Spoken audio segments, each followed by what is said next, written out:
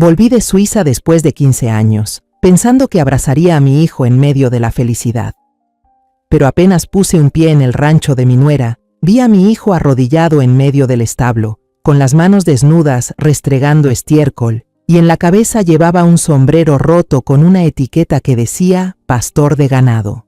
Mientras tanto, mi nuera estaba de pie sobre una tarima de madera, con una copa de vino tinto en la mano, dándole órdenes como si fuera un esclavo. «Antes de que llegue tu papá, tienes que limpiar bien los 7 establos. No hagas que se enoje». Lo que hice después los obligó a suplicar. Pero antes de continuar, revisa si ya te suscribiste al canal y comparte en los comentarios desde dónde nos estás viendo. Nos encantaría saber hasta dónde llegan nuestras historias de venganza. Después de 15 largos años, por fin volví a respirar este aire. Al bajar del avión en Querétaro, cerré los ojos y aspiré profundamente ese olor a tierra, a sol y viento tan familiar de mi tierra natal, un aroma que había guardado en la memoria durante todos esos años de arduo trabajo en el extranjero. Tomé un taxi viejo, conducido por un hombre de mi edad, con una sonrisa amable y la piel curtida por el sol, como mucha gente de aquí. Me preguntó a dónde quería ir. Cuando le dije Los Encinos, un nombre que siempre había pronunciado con todo mi corazón, guardó silencio unos segundos y me miró por el retrovisor con cierta curiosidad. «Ah», dijo, «la hacienda de los Montenegro. Dicen que les va muy bien con el negocio». «¿Montenegro? ¿Por qué Montenegro? Esa era la hacienda de los de la Cruz». Un presentimiento incómodo se coló en mi pecho, pero me apuré a descartarlo. Seguramente la gente se acostumbró a llamarla así por el apellido de mi nuera, Isabela Montenegro. Seguro que la muchacha había ayudado a Diego a manejar bien la hacienda. Me tranquilicé pensando eso. En el camino familiar de regreso a casa, jugueteaba con los regalos dentro de mi bolso. Había trabajado como una mula, ahorrando cada franco suizo para conseguirlos. Una caja de chocolates finos, del tipo que Diego amaba desde niño. Una botella de vino Appenzeller, aromática y fuerte, para mi nuera, para que supiera que la apreciaba. Y lo más especial, un pequeño reloj de cuco de madera, tallado con esmero, el regalo que elegí con tanto cuidado para Sofía, la nieta que solo conocía por unas fotos borrosas. Me imaginaba a la niña gritando de alegría al ver salir el pajarito de la ventanita. Pero esas ideas cálidas se deshicieron de golpe cuando el taxi se detuvo. El portón de hierro imponente que yo misma mandé hacer con el herrero más hábil del lugar, ahora tenía manchas de óxido esparcidas por toda su superficie. El jardín de rosas orgullosas, donde yo solía pasar horas podando y abonando, era ahora un terreno seco y desordenado, lleno de maleza que cubría hasta las viejas raíces. Sentí un nudo en el pecho. ¿Cómo podía un lugar que había estado lleno de vida y amor convertirse en esto? Pagué el taxi y arrastré por mi cuenta la pesada maleta hacia el patio.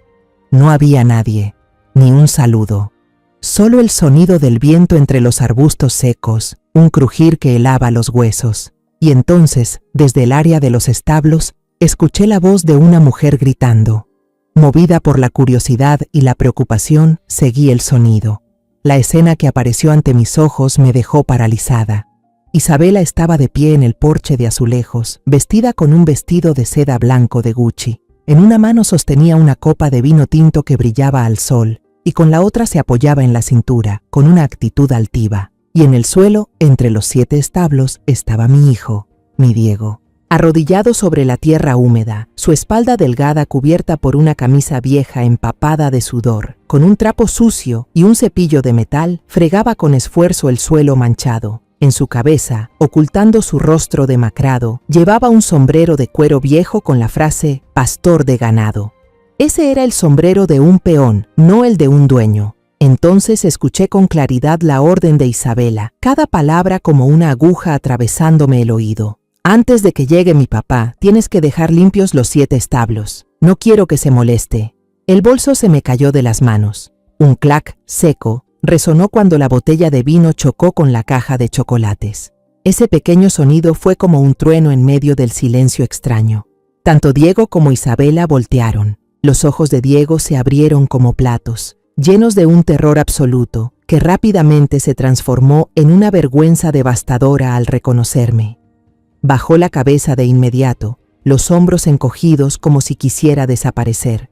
Isabela mostró una leve sorpresa en su rostro hermoso, pero la escondió enseguida detrás de una sonrisa forzada, una sonrisa sin alma. Ella no bajó. Se quedó arriba, mirándome desde lo alto como si fuera superior a mí. «Ah, es mamá», dijo con una voz indiferente, como si yo fuera una visita no deseada. Volvió sin avisar. «Diego está ocupado con su trabajo, seguro no va a poder salir a saludarla». Y luego, como para dejar claro quién manda, se giró hacia Diego, con un tono filoso como una navaja. «¿Y tú qué haces ahí? ¿Todavía no terminas?». La sangre se me heló, y luego me ardió como lava hirviendo. No dije nada.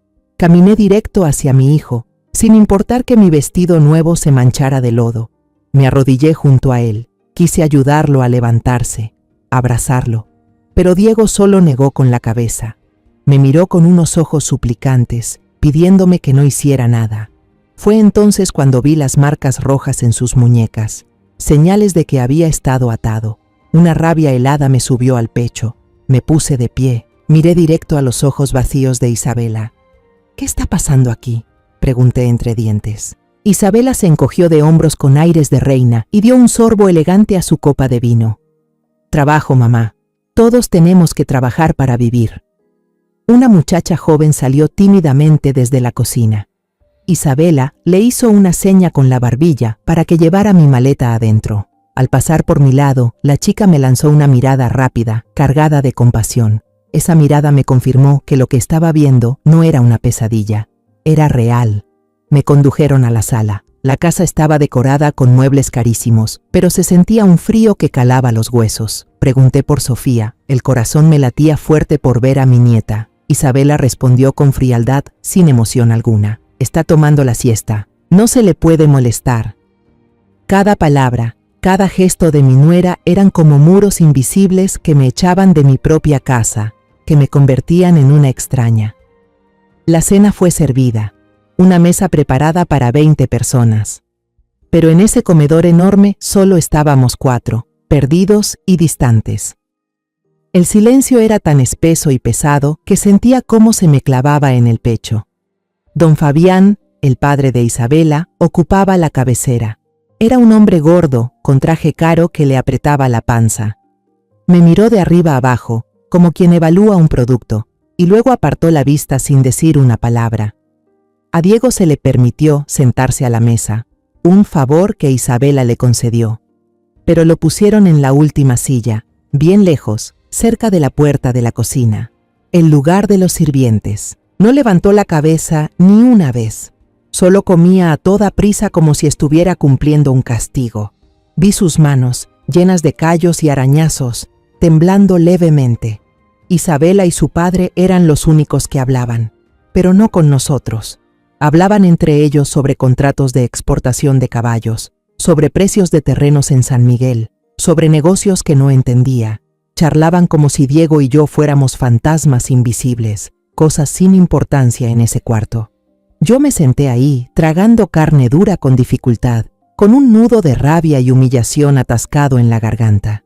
Al terminar la cena, Isabela se levantó y se limpió los labios pintados de rojo con una servilleta de seda.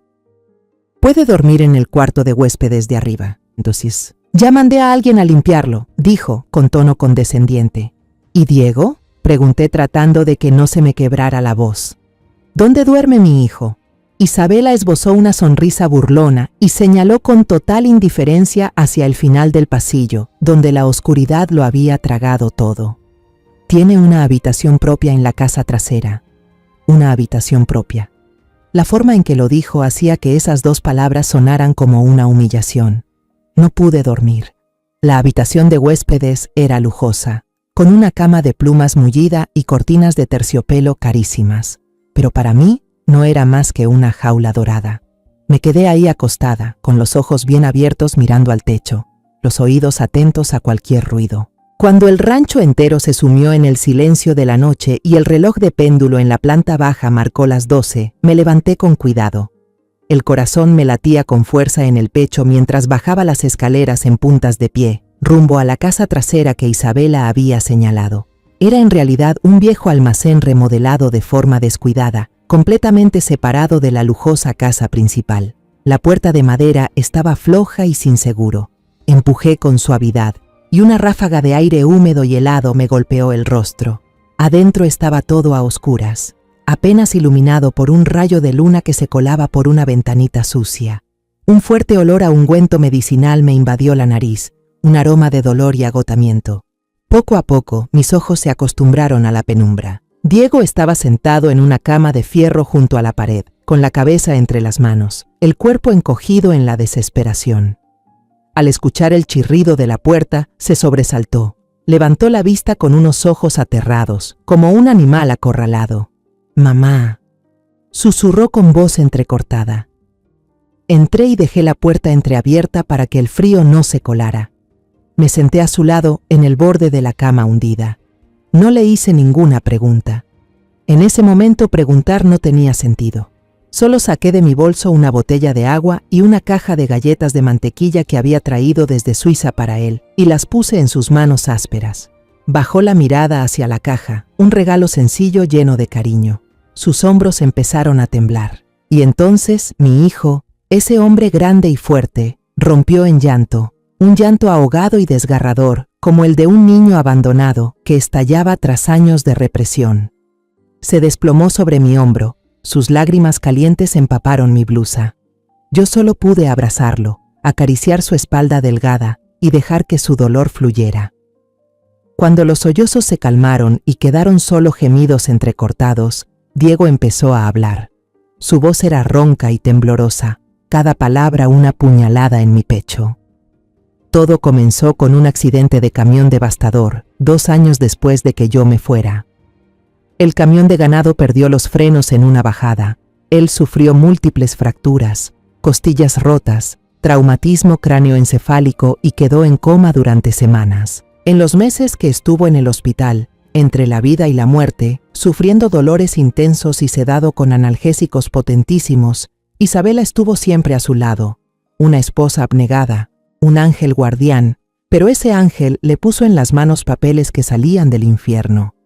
Ella le daba carpeta tras carpeta, diciendo que eran trámites del seguro, autorizaciones médicas, documentos necesarios para que ella pudiera manejar el rancho mientras él estaba postrado.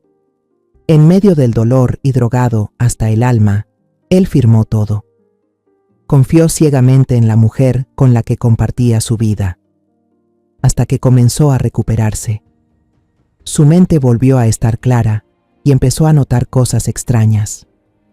Le preguntó a Isabela por los documentos, pero ella esquivaba el tema. La sospecha fue creciendo hasta convertirse en miedo. Sabía que lo habían engañado. Cuando ya no pudo ocultarlo más, Isabela y don Fabián se descubrieron por completo. Usaron las firmas de él, junto con un experto falsificador, para completar todos los trámites y transferir toda la propiedad, el rancho, las tierras, las cuentas bancarias, todo lo que la familia de la Cruz había construido, a nombre exclusivo de Isabela. Lo había perdido todo. Cuando gritó que los denunciaría, que llevaría sus crímenes ante la justicia, Isabela se rió en su cara, una risa cruel que él jamás olvidará. Ella dijo que él no tenía ni un centavo, con qué iba a pagar un abogado para enfrentarse al imperio de los Montenegro. Pero lo más cruel fue que sacó su arma final. Lo amenazó.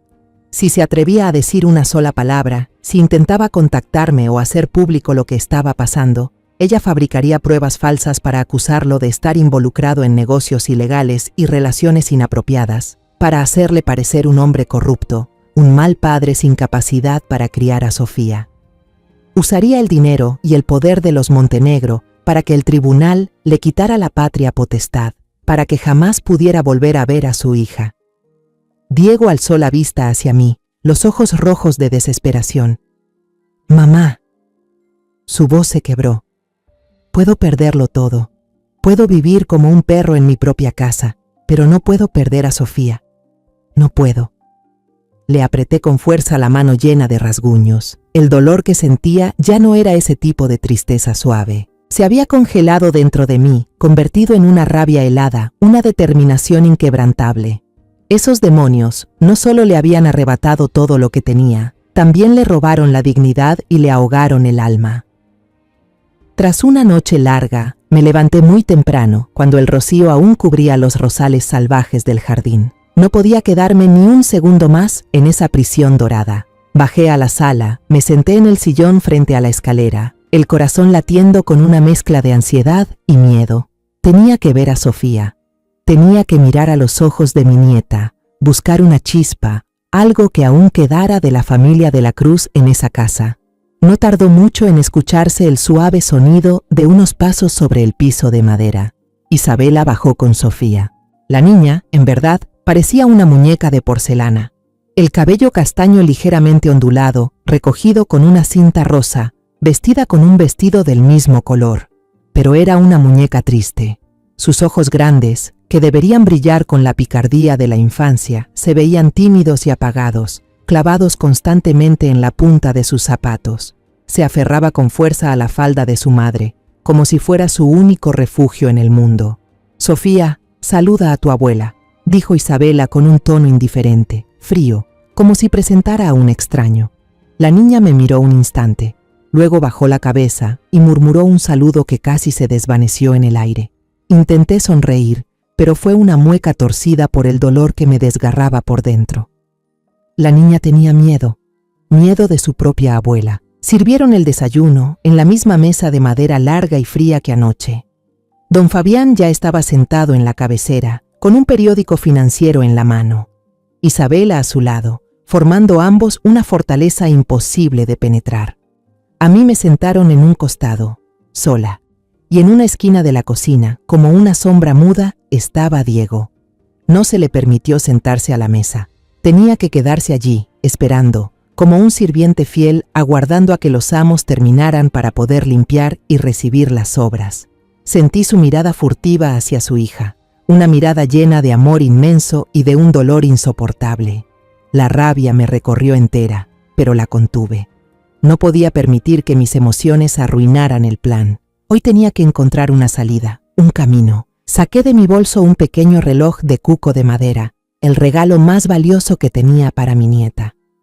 «Tengo un regalo para ti, Sofía». Coloqué el relojito sobre la mesa. Por primera vez desde que la vi, los ojos de la niña se iluminaron con curiosidad.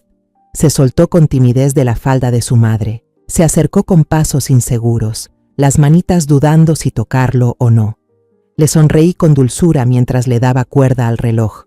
Justo a las 12 campanadas, la pequeña puertecita se abrió y un pajarito de madera salió cantando un cuco cristalino. Fue como si ocurriera un milagro. Sofía soltó una risa suave, una carcajada inocente, pura como el cristal. Ese sonido fue como un manantial que refrescó mi alma reseca, disipando la tensión que llenaba el ambiente.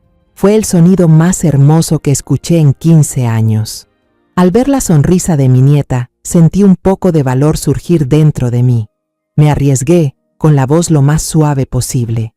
«¿Te gusta, mi amor? Más tarde, se lo mostramos a tu papá, ¿sí? Seguro que le va a encantar». «Papá».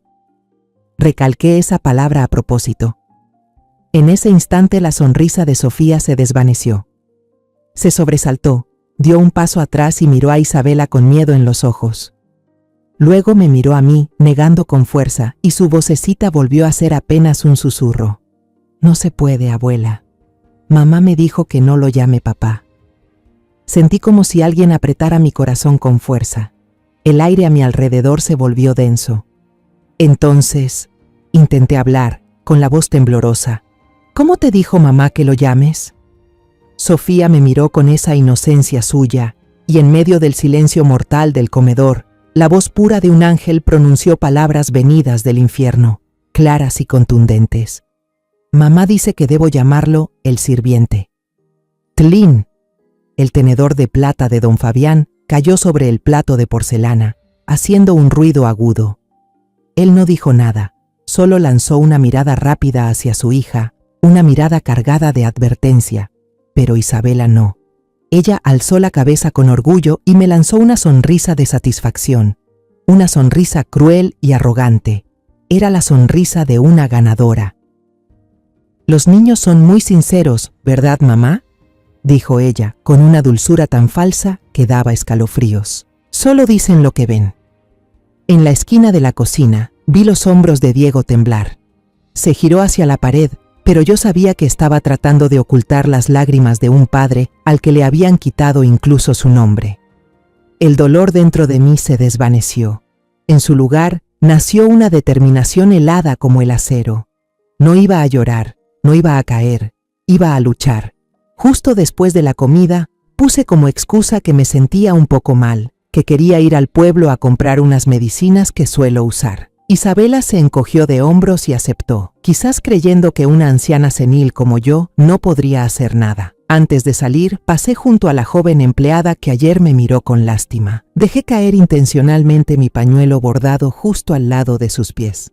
Cuando la muchacha se agachó para recogerlo, yo también me incliné para recibirlo, y en ese breve instante le susurré rápido y con urgencia: necesito un abogado. Alguien que la familia Montenegro no pueda comprar. ¿Conoces a alguien?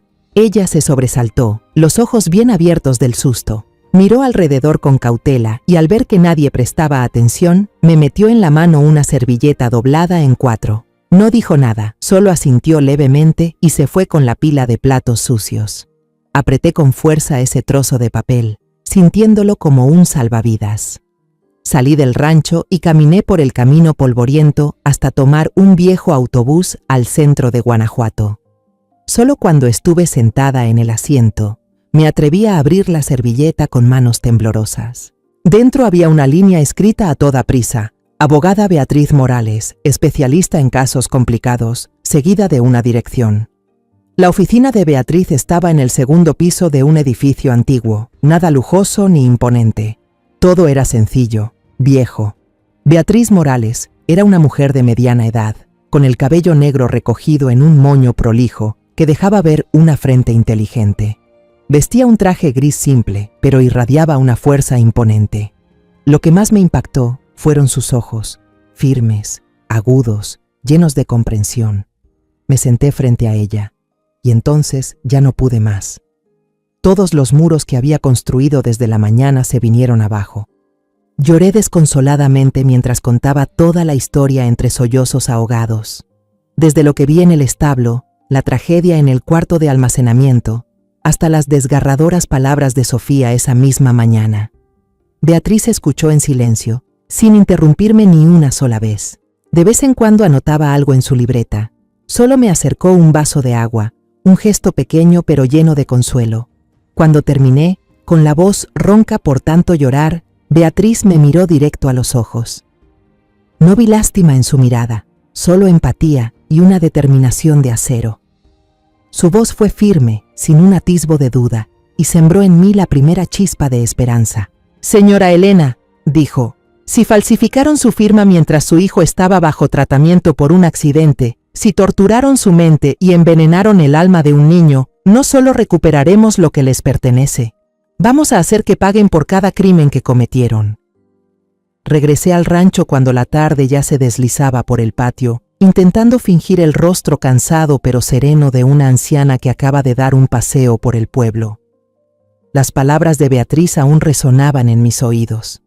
«De ahora en adelante, usted debe ser una actriz, señora Elena, una actriz excelente. Compórtese como una madre mayor, resignada, indefensa, sin intención alguna de pelear. Su exceso de confianza será su escudo más seguro». Asentí con la cabeza, comprendiendo que esta guerra no se lucharía bajo la luz del sol, sino en los rincones más oscuros de esta casa. Antes de continuar, recuerde que está escuchando mi historia en el canal Historias que Duelen, donde cada detalle tiene su propósito. El plan de Beatriz era claro y preciso como un mapa militar, con 3 frentes de ataque.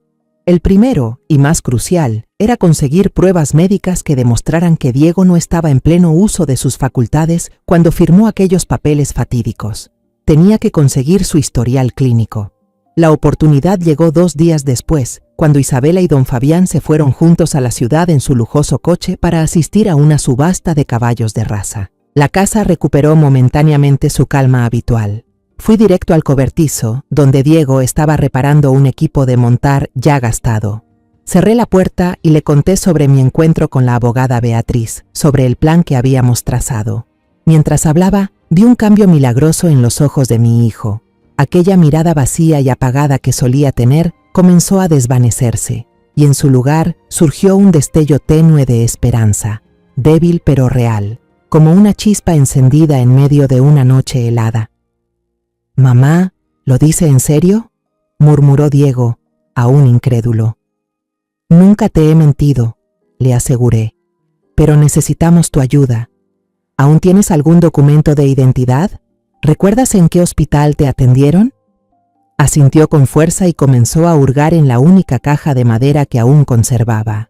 Me entregó su credencial de elector y su tarjeta del seguro médico, ambas muy desgastadas. «Hospital Central de Guanajuato», dijo. «Estuve allí casi 6 meses». Al día siguiente, volví a tomar el autobús hacia la ciudad. Esta vez no fui al despacho de la abogada, sino directamente al hospital. Ya tenía listo mi papel. Me puse el suéter más viejo que tenía, despeiné adrede mi cabello y mis ojeras marcaban la falta de sueño.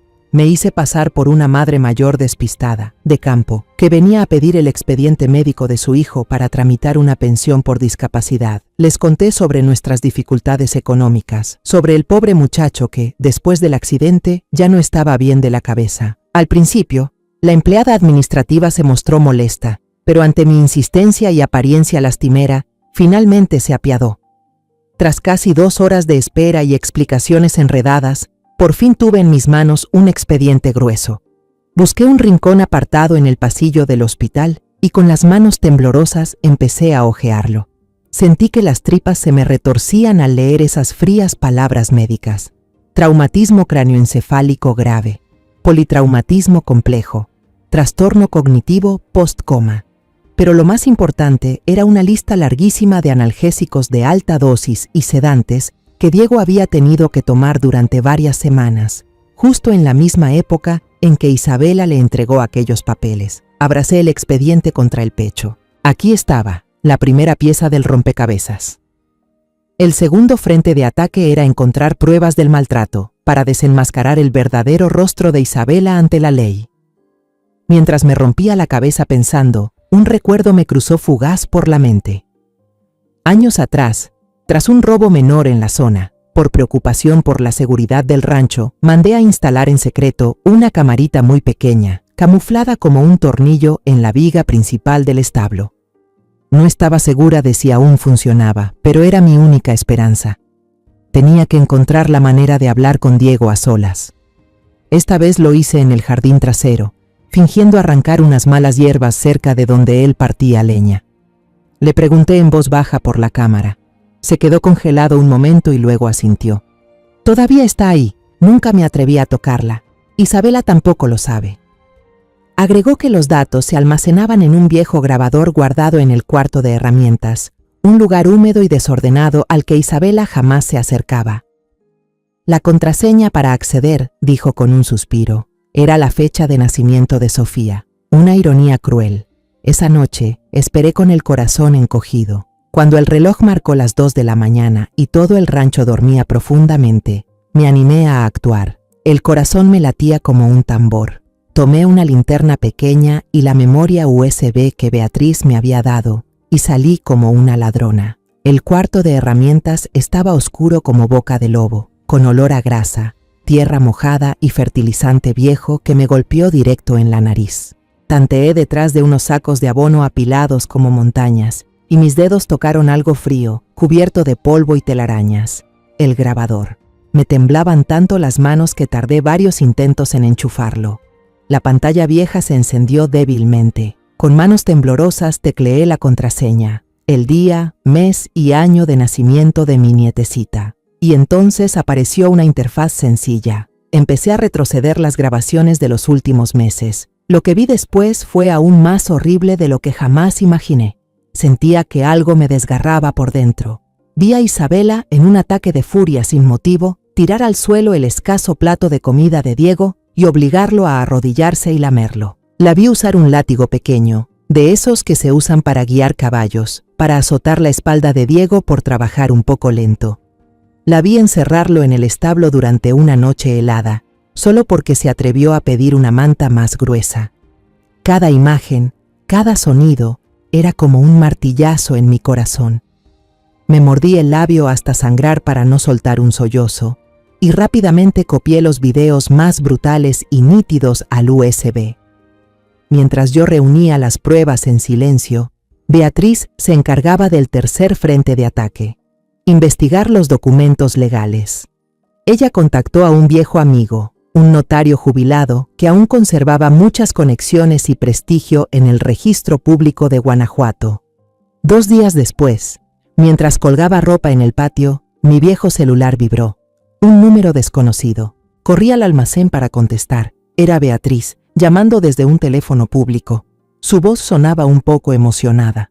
«Señora Elena, tenemos un gran avance». Me soltó una noticia que me dejó helada. La amiga de la señora confirmó que el sello de la oficina notarial, estampado en los documentos de transferencia de derechos de uso de la tierra, era falso.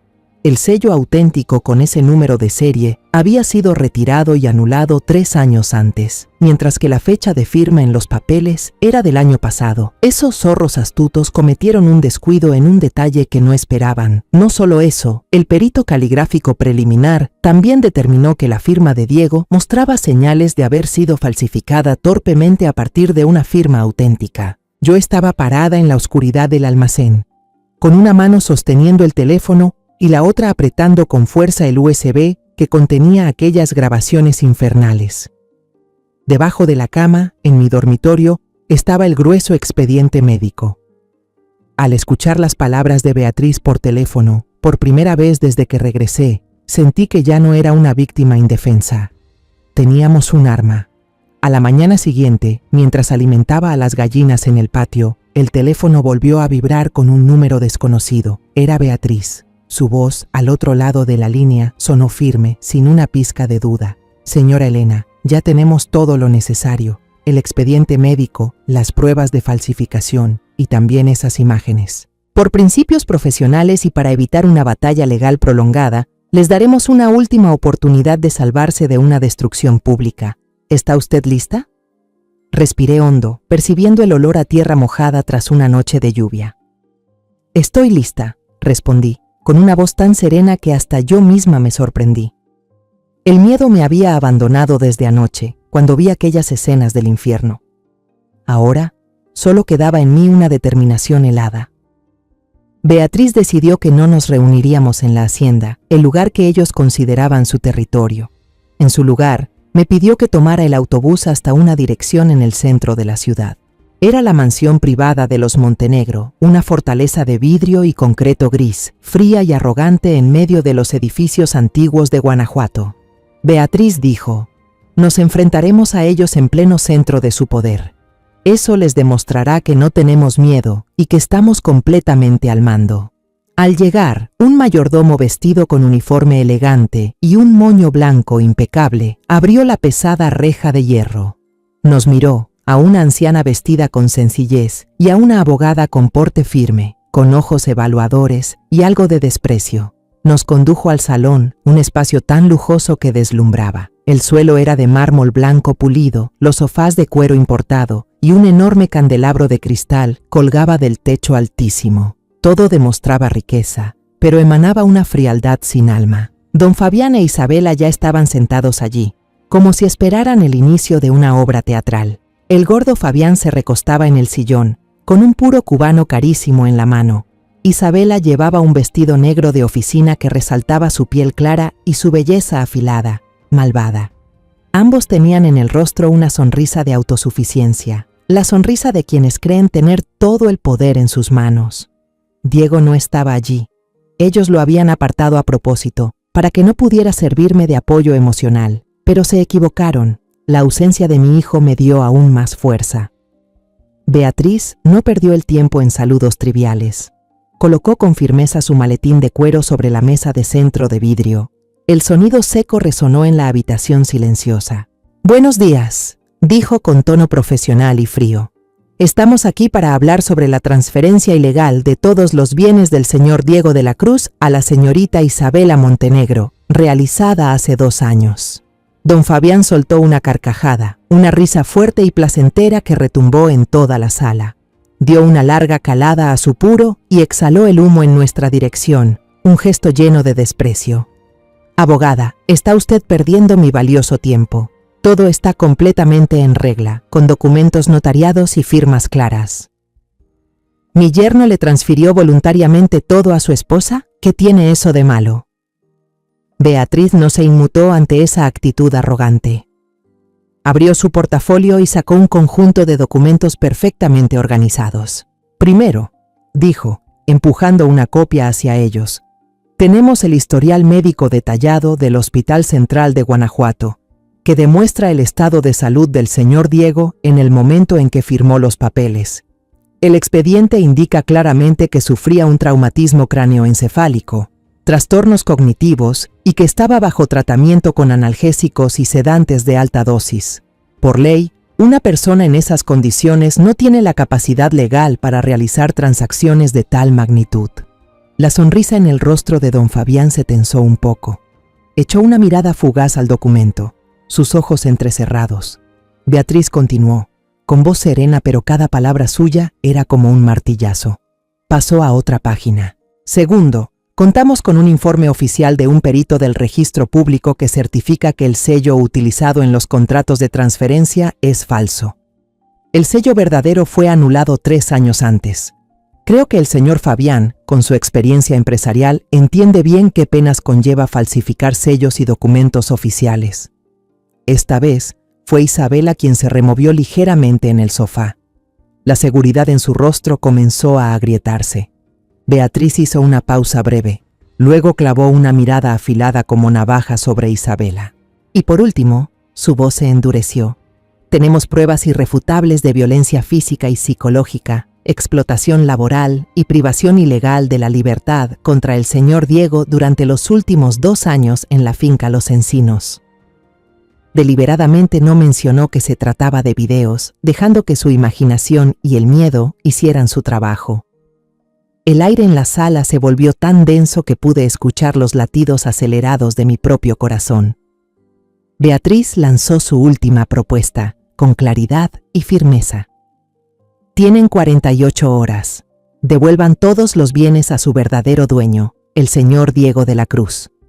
Fírmenlo en un documento legal, notariado, reconociendo que la transferencia anterior se hizo mediante coacción y engaño, aprovechando el estado de confusión mental del señor Diego. A cambio, consideraremos no presentar cargos penales por estafa, falsificación de documentos y lesiones. El silencio se prolongó unos segundos. Vi gotas de sudor aparecer en la calva de don Fabián, pero luego, como una bestia acorralada, eligió atacar. Se echó a reír nuevamente, pero esta vez su risa fue forzada, vacía. Se levantó de golpe, fue hacia la barra en la esquina de la sala, se sirvió un trago de licor fuerte y lo bebió de un solo golpe. Se dio la vuelta, con los ojos inyectados de rabia. Me apuntó directamente con su dedo grueso y lleno de anillos de oro. ¿Usted? ¿Una vieja que lavaba platos en Europa viene ahora a decirme cómo vivir? ¿Quién se cree que es? Luego se volvió hacia Beatriz, gruñendo. ¿Y tú? Una abogaducha de pueblo. Seguro piensas que encontraste una mina de oro, ¿no? Pues escúchenme bien, lárguense de mi casa, vayan, llamen a la policía, vayan, demanden. El equipo legal de Montenegro los va a pulverizar. No tienen ni una mínima oportunidad. Isabela se levantó, se puso al lado de su padre, cruzó los brazos y esbozó una sonrisa burlona. Me miró con desprecio en los ojos. Mamá debería ir comprando su boleto de vuelta a Suiza. Este lugar no es para gente como tú. Beatriz y yo nos pusimos de pie en silencio. Su agresividad no nos intimidó. Al contrario, solo demostraba cuánto miedo tenían. Al llegar a la puerta, me volví a mirarlos por última vez. Ahí estaban, rodeados de un lujo frío, pequeños y miserables en su furia. Ya no sentía ni miedo ni dolor. Solo quedaba una calma escalofriante. Hablé en voz alta, lo suficiente para que ambos me oyeran. Les dimos la oportunidad de conservar un poco de dignidad. La rechazaron. Ahora hablaremos con la ley. Nuestra declaración de guerra, fría como el hielo, por parte de Beatriz y mía, pareció solo una brisa leve dentro de la lujosa mansión de los Montenegro. Pero ellos no sabían que esa brisa era el presagio de una tormenta inminente. A la mañana siguiente, no fuimos a la comisaría local, donde el poder y el dinero de los Montenegro podían extenderse fácilmente. Beatriz dijo: «Con una serpiente venenosa hay que aplastar su cabeza, no jugar con la cola». Me llevó directamente a la sede de la Policía Estatal de Delitos Económicos, un edificio gubernamental imponente y frío. Nos hicieron pasar con un teniente coronel, un hombre de rostro curtido, surcado por arrugas de experiencia, con una mirada penetrante capaz de ver a través del alma de quien tenía enfrente. Beatriz, con una actitud profesional y serena, expuso todo el expediente con claridad, sin omitir ningún detalle. Colocó sobre la mesa cada prueba: un voluminoso historial médico, un informe pericial sobre un sello notarial falsificado, copias de documentos de transferencias ilegales. Finalmente, como golpe decisivo, colocó una pequeña memoria USB sobre la mesa. «Coronel», dijo, «este es un video que documenta los abusos físicos y laborales sufridos por el señor Diego de la Cruz durante varios meses. Creemos que esto reforzará nuestro testimonio y dejará en claro que este caso no se trata solo de una disputa por bienes». El coronel revisó cada documento. Su rostro se fue endureciendo, especialmente al oír el apellido Montenegro. No dijo mucho, solo asintió con firmeza. «Nos haremos cargo del caso. Gracias por su colaboración. Todo se manejará con discreción y cuidado». Pasó una semana en un silencio tenso como cuerda de violín. En el rancho, Isabela y su padre seguían caminando con su habitual aire de arrogancia. A veces captaba la mirada burlona de Isabela, como si dijera que nuestras amenazas eran solo un chiste. Quizás creían que, con su ejército de abogados y una red de contactos influyentes, podrían apagar todo desde el principio. Ellos esperaban, y nosotras también. Y entonces, el primer golpe de la ley cayó, tan sorpresivo como un rayo.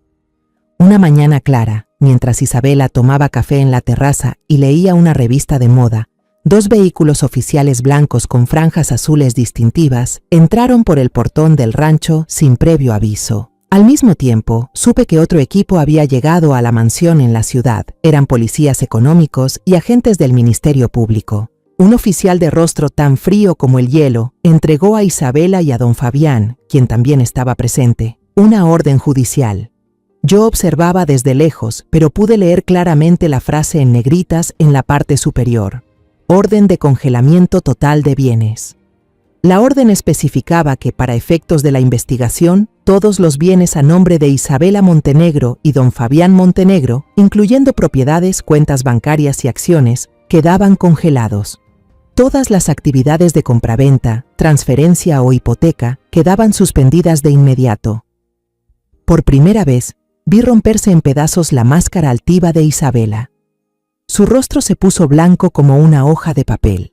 Las manos que sostenían la orden temblaban sin control. Balbuceó algo, pero el oficial simplemente negó con la cabeza con frialdad. El poder del dinero había quedado temporalmente neutralizado.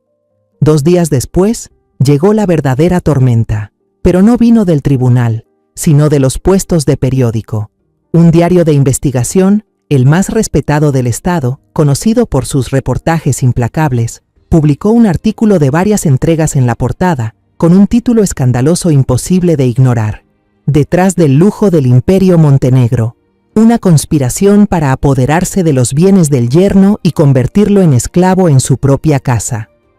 El artículo, que yo sabía con certeza que Beatriz había filtrado con mucha habilidad, sacó a la luz parte de la historia de Diego, sin nombrarlo directamente, pero cada detalle apuntaba a la familia Montenegro. Causó un terremoto inmediato. Los canales de televisión enviaron reporteros que se apostaron frente a la entrada del rancho. En las redes sociales, la historia explotó a una velocidad impresionante.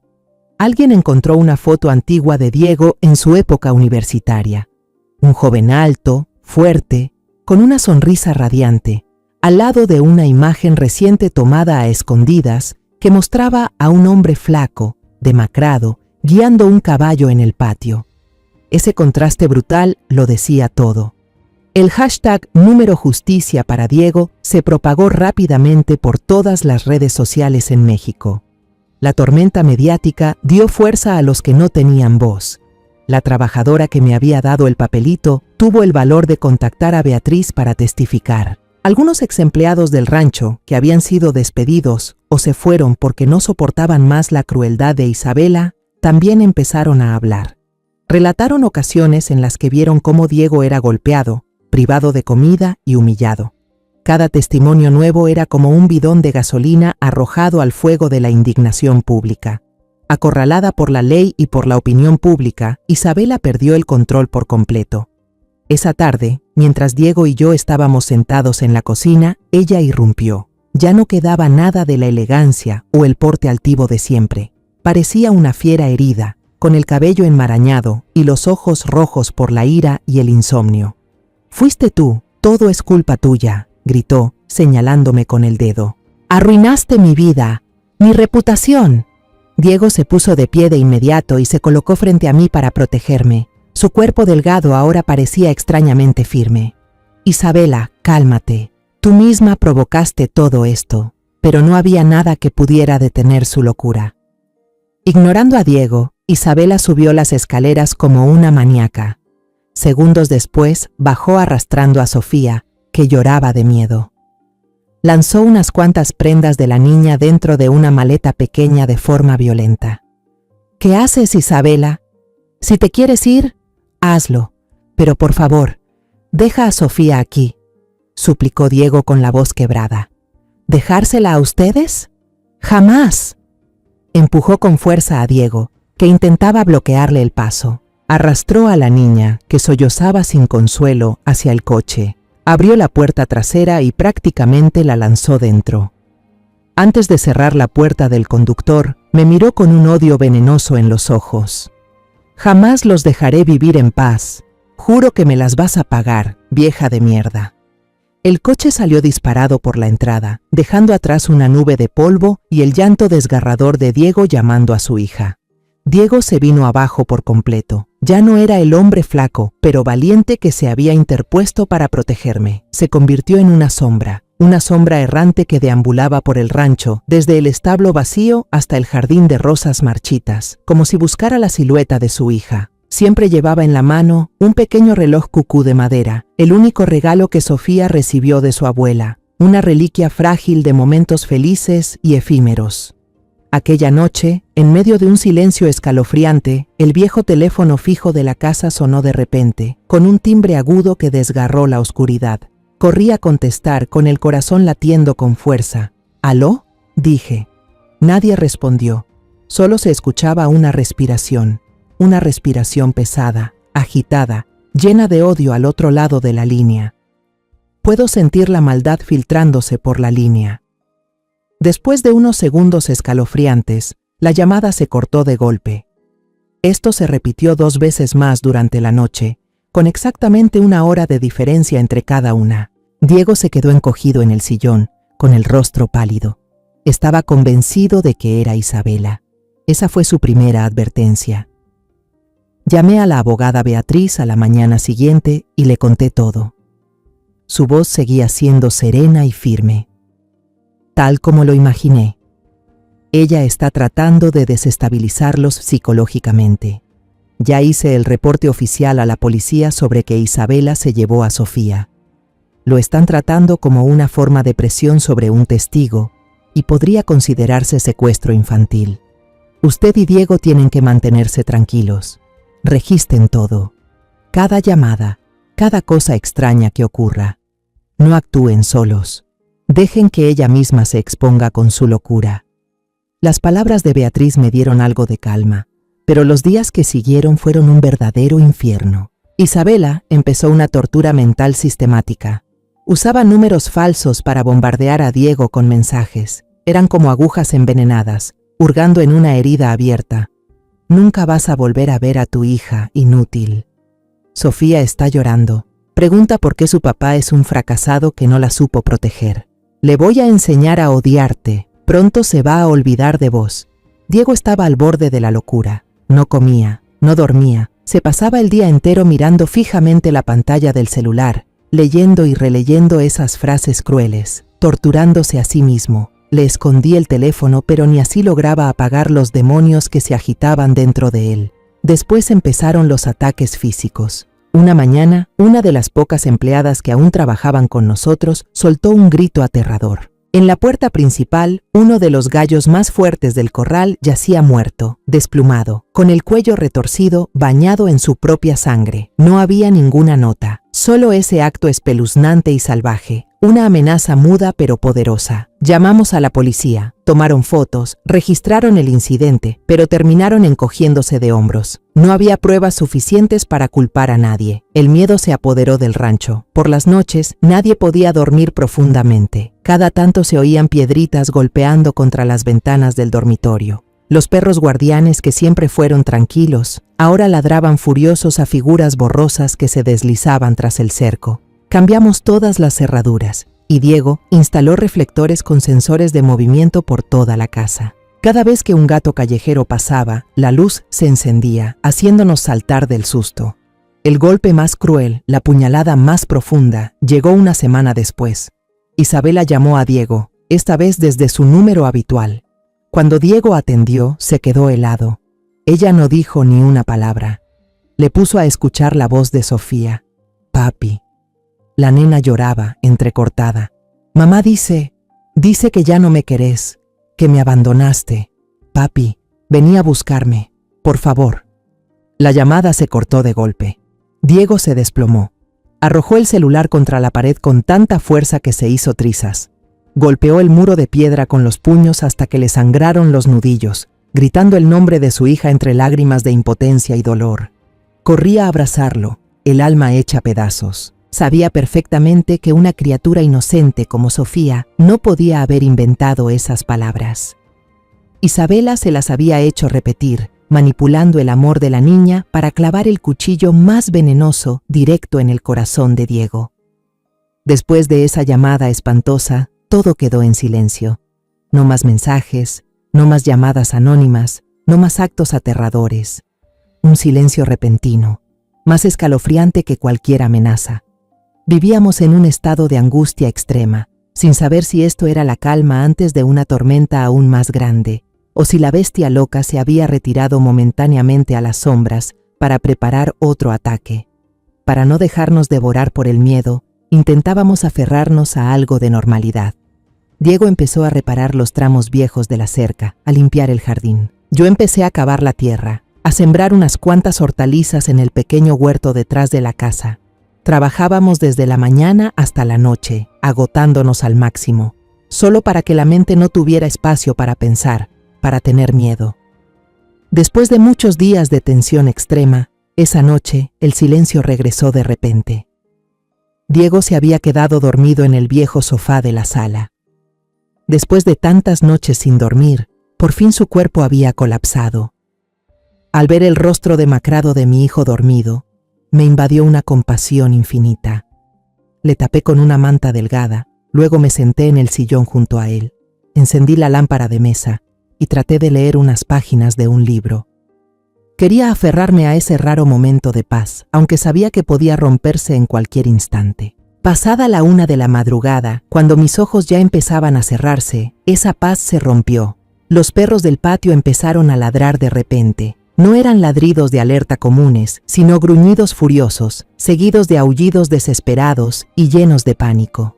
Me sobresalté, el corazón me dio un vuelco. Apagué la luz de inmediato. Me acerqué sigilosamente a la ventana y entreabrí la cortina para mirar afuera. Y entonces la vi. Una luz naranja parpadeante, danzando de forma extraña desde la zona del establo. No era una luz de faro, era fuego. Al mismo tiempo, un olor fuerte y penetrante a gasolina se coló por las rendijas de la puerta, directo a mi nariz, provocándome náuseas. Un terror absoluto me oprimió el pecho. «Diego, despierta. ¡Fuego! ¡Hay fuego!», grité. Salí corriendo al porche. Mi corazón se detuvo. Todo el granero lleno de heno se había convertido en una antorcha gigantesca. Las llamas feroces ya lamían el primer establo con lenguas rojas y brillantes. El chasquido de la madera mezclado con los relinchos desesperados de los caballos atrapados adentro llenaba el aire. Ellos pateaban con locura las paredes del establo. El sonido resonaba como tambores de muerte. Y entonces, bajo la luz del fuego que iluminaba el cielo, vi una silueta. Isabela estaba allí, en medio del patio, justo en el límite entre la luz y la oscuridad. Su cabello estaba empapado, pegado a su cara sucia. La ropa de marca y cara que llevaba puesta estaba ahora arrugada y mugrienta. Ya no parecía una dama elegante, sino una fiera herida, desquiciada y peligrosa. En la mano sostenía un bidón rojo de gasolina, lanzando furiosamente las últimas gotas del líquido hacia las llamas que crecían sin control. Al ver la luz proveniente del porche, se giró. Sus ojos en medio de la noche ardían con una luz diabólica. Gritó, su voz distorsionada, ahogada por el sonido del fuego y los relinchos de los caballos. Si este rancho no es mío, entonces será cenizas. Todos ustedes van a arder con él. Isabela. Diego ya se había despertado y salió corriendo detrás de mí. Su grito no fue una súplica, fue un rugido lleno de furia y dolor. «¡Llama a los bomberos! ¡Llama a la policía, mamá!», me gritó mientras corría hacia el incendio. Corrí de regreso a la casa. Con una mano temblorosa marqué el número de emergencias en el teléfono, balbuceando la dirección y nuestra situación, y con la otra tomé el extintor pequeño que colgaba en la pared. Pero Diego no fue a golpear a Isabela. En medio del caos, su único objetivo eran esos seres inocentes que estaban siendo quemados vivos.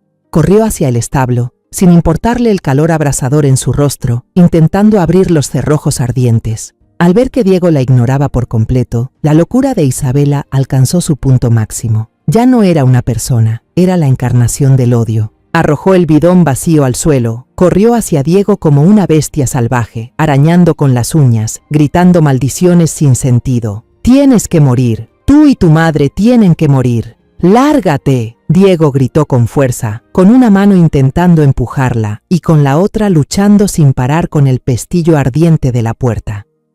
En medio del forcejeo, Isabela perdió el equilibrio. Tropezó hacia atrás y cayó pesadamente hacia el cobertizo en llamas. Su abrigo de seda, que ya estaba empapado en gasolina después de que ella misma arrojara el bidón, rozó una tabla medio quemada en el suelo. En un instante aterrador en el que el tiempo pareció detenerse, las llamas prendieron en su cuerpo. Un grito inhumano rasgó la noche tranquila, un grito de dolor inimaginable. Isabela se convirtió en una antorcha humana. El fuego la envolvió, subió por su cabello, su ropa. Ella se debatía desesperadamente en medio del patio, intentando apagar las llamas vengativas que la consumían. Diego se quedó paralizado por un segundo, el rostro deformado por el horror. Su instinto quiso lanzarse a ayudarla, pero el calor y la escena espantosa lo detuvieron, como si sus pies estuvieran clavados al suelo. Yo solo pude quedarme ahí, con las manos tapándome la boca y los ojos muy abiertos, presenciando una escena infernal que me perseguirá el resto de mi vida. Justo en ese momento, a lo lejos, las sirenas de los bomberos y la policía comenzaron a sonar cada vez más cerca. Las luces rojas y azules iluminaron mi rostro atónito. Los bomberos, con sus trajes pesados de protección, luchaban contra las llamas furiosas, el chorro de agua mezclado con el crepitar de la madera quemándose. Los paramédicos subieron rápidamente a Isabela a la ambulancia. A la luz de las sirenas vi que su cuerpo estaba gravemente quemado, pero seguía viva, aún respirando débilmente. El destino, de alguna forma cruel, no le permitió una muerte rápida. Un oficial de policía nos cubrió a Diego y a mí con mantas de lana, todavía impregnadas con olor a humo. Nos alejaron de la zona de peligro. Diego se dejó caer al suelo, la cara sucia de ceniza, las manos rojas e hinchadas por intentar abrir el pestillo del establo. Miraba fijamente el fuego que ya casi estaba bajo control, con una mirada vacía. La furia había desaparecido, solo quedaba el shock y un cansancio abrumador. Otro oficial, un hombre de rostro amable y voz serena, tomó nuestra declaración ahí mismo. Diego, aunque todavía tembloroso, relató todo con claridad, desde las amenazas anteriores hasta la locura de Isabela esa noche. El bidón rojo de gasolina que Isabela había arrojado, deformado por el calor, se convirtió en una prueba irrefutable tirada en medio del patio. El caso, que antes era solo una investigación por fraude patrimonial, pasó a ser una investigación por intento de incendio premeditado e intento de homicidio. Las llamas del juicio de Isabela terminaron por consumirla a ella misma. La noticia del incendio en el rancho Montenegro y de la locura de su dueña se propagó más rápido que el fuego. El caso, que ya había captado la atención pública, ahora era el centro de atención a nivel nacional. Don Fabián, que seguía bajo arresto domiciliario en su mansión helada, fue arrestado esa misma noche por sospechas de complicidad en el plan de terror psicológico y posible participación en el intento de incendio provocado por su hija. El imperio Montenegro comenzó a derrumbarse desde dentro, pero entre las cenizas y el frío proceso judicial, la mayor preocupación, el dolor que nos atormentaba a Diego y a mí, era Sofía. ¿Dónde estaba nuestra niña? ¿Estaba a salvo? Con una madre fuera de sí, cualquier cosa podía pasar. La policía lanzó de inmediato una búsqueda urgente en todo el estado. La abogada Beatriz, con su agudeza habitual, utilizó la presión de los medios de comunicación. Ella proporcionó la imagen más reciente de Sofía a los periódicos y canales de televisión, pidiendo ayuda a la comunidad. Pasaron 2 días larguísimos, llenos de una espera que cortaba la respiración. Diego casi no dormía. Caminaba de un lado a otro en la casa impregnada del olor a humo, con el corazón en llamas. Y entonces, el milagro llegó a través de una llamada telefónica. Una mujer en un pueblo pequeño, a más de 100 kilómetros de distancia, tras ver las noticias, reconoció a la niña vecina que se había mudado unos días antes. Era Sofía. De inmediato avisó a la policía. Resultó que, antes de llevar a cabo su plan de venganza, Isabela había dejado a la niña en casa de una conocida lejana, mintiendo que se iría de viaje por trabajo unos días. En medio de su locura, quizás aún le quedaba un poco de cordura para no arrastrar a su hija al fuego. El reencuentro entre Diego y su hija ocurrió en una pequeña comisaría. Cuando entramos, Sofía estaba encogida en una silla, al lado de una oficial que intentaba consolarla. Estaba más delgada y asustada. Sus ojos grandes miraban todo con desconcierto. Al ver a Diego, la niña se detuvo un segundo. Luego rompió en llanto y se lanzó a los brazos de su padre como un pajarito que vuelve a su nido. «Perdóname, papá, perdóname», repetía entre sollozos. «Mamá me obligó a mentir. Mamá me obligó a decir que tú no me querías, pero yo te quiero mucho».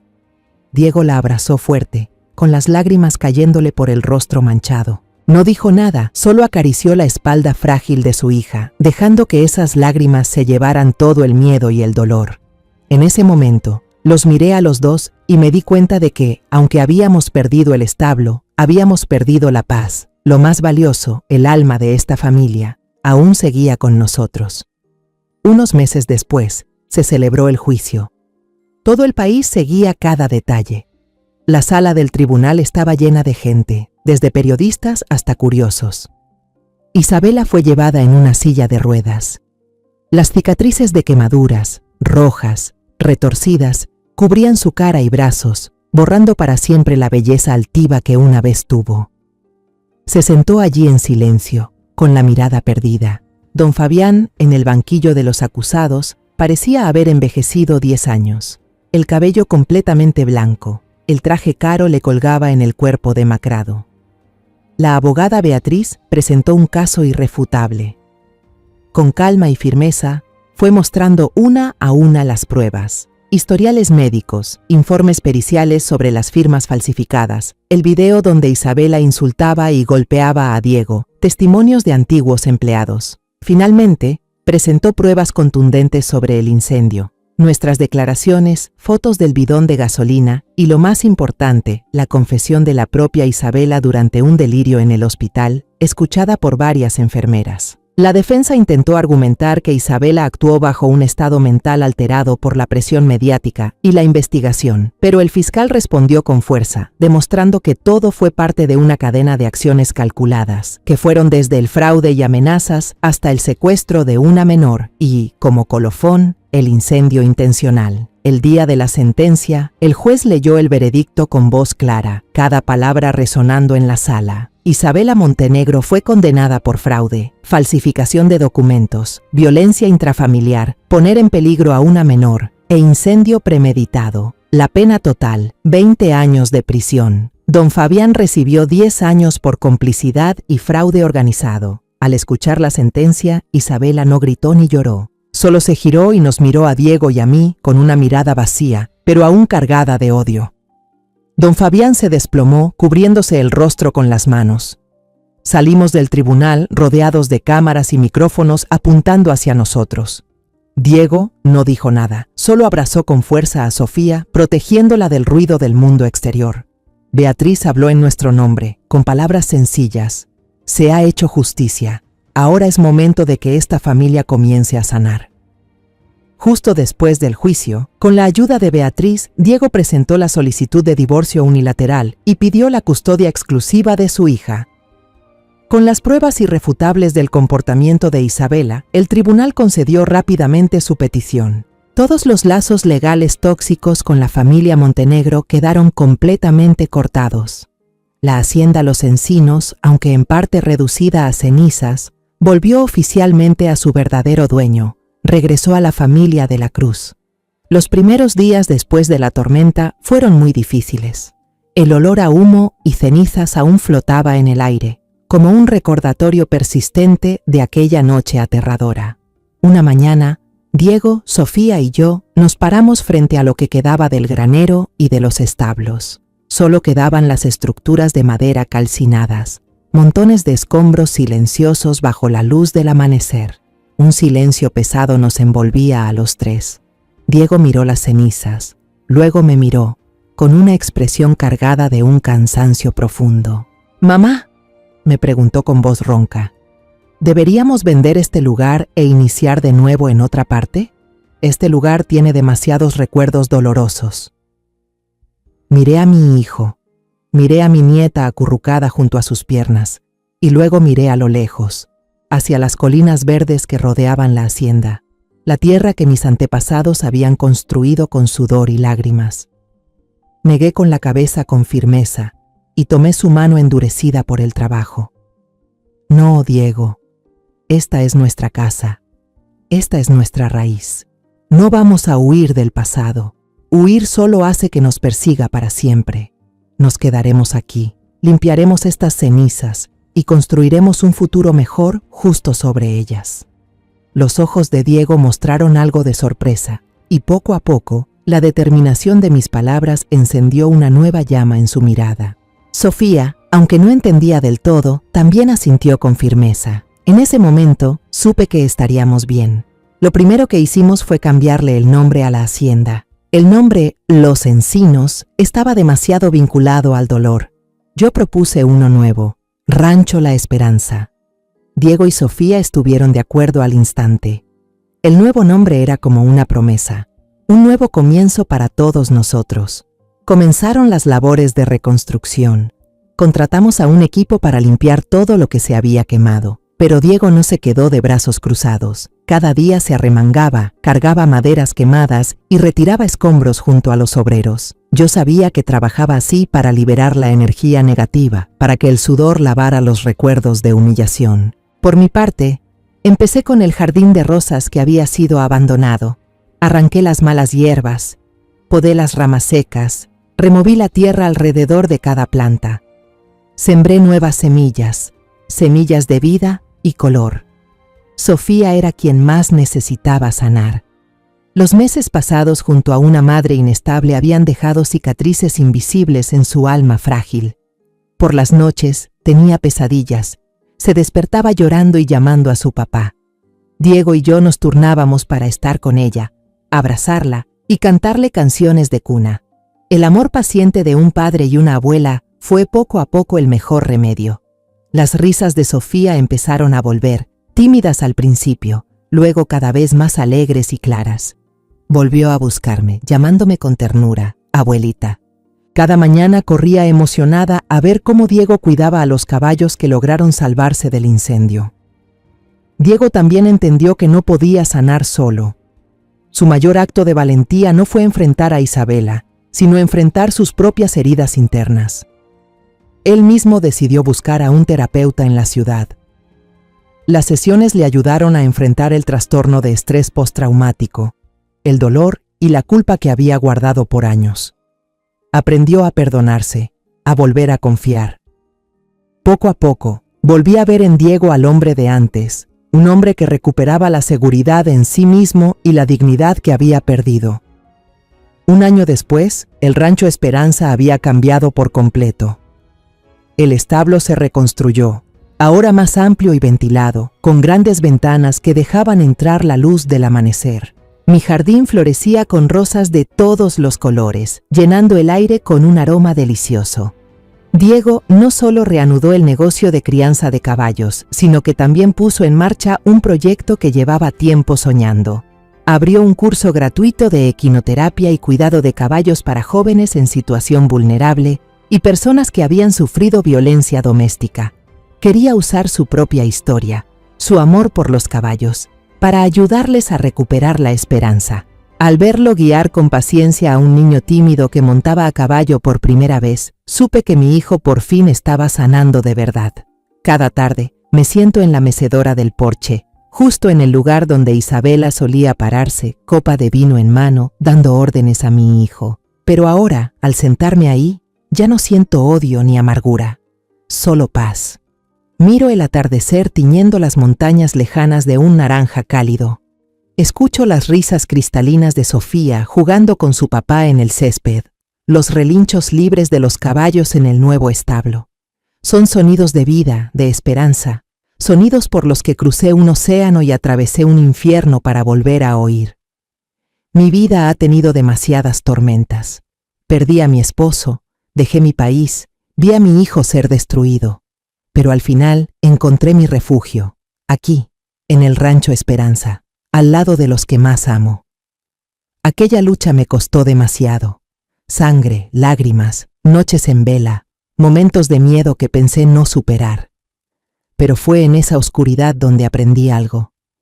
El silencio nunca es la respuesta cuando el mal reina.